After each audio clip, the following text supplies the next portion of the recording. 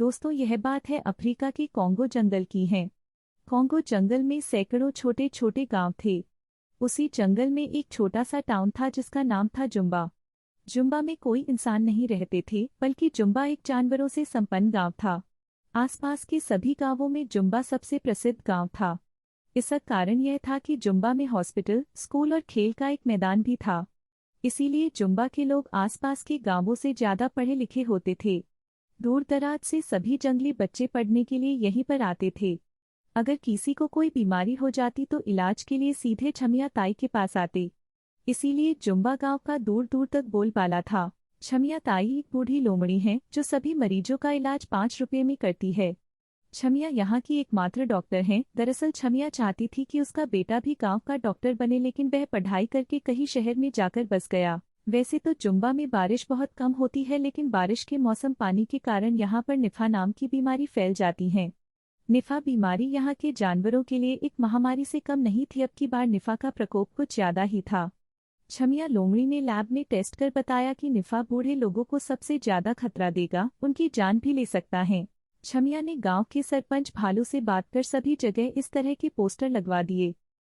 बीमारी से बचना तो घर में ही रहना, अगर जीवन को है बचाना तो 2-4 सप्ताह मत नहाना। जानवरों को इतना कहने के बाद भी वे बारिश का आनंद लेते रहते और बीमार पड़ने पर छमिया के सामने जाकर खड़े हो जाते। छमिया बेचारी अपना काम समझकर उनका इलाज कर देती थी। जानवर लापरवाही करते गए और निफा बीमारी और अधिक फैलती गई। मरीजों का इलाज करते करते छमिया ताई को भी निफा हो गया। छमिया ताई ने मरीज की तरह बिस्तर पकड़ लिया। अब पूरे गांव में इलाज करने वाला दूसरा कोई नहीं था।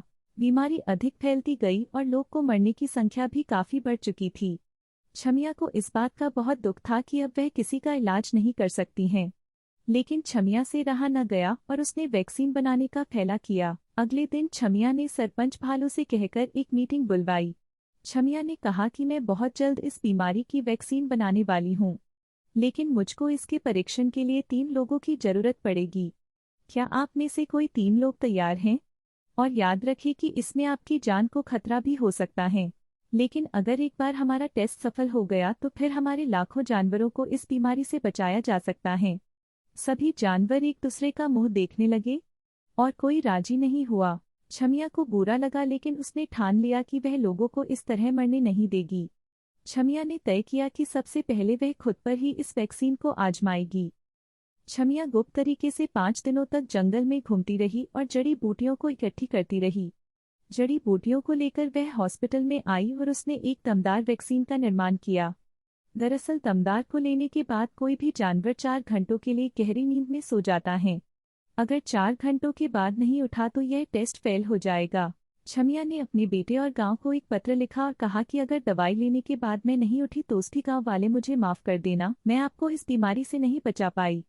मेरे बेटे से कहना कि सच्ची भलाई में किसी प्रकार का लालच नहीं देखा जाता है। अगर तुम गांव में रहकर लोगों की सेवा करोगे तो तुम्हें इन गरीब लोगों की सेवा का पुण्य मिलेगा।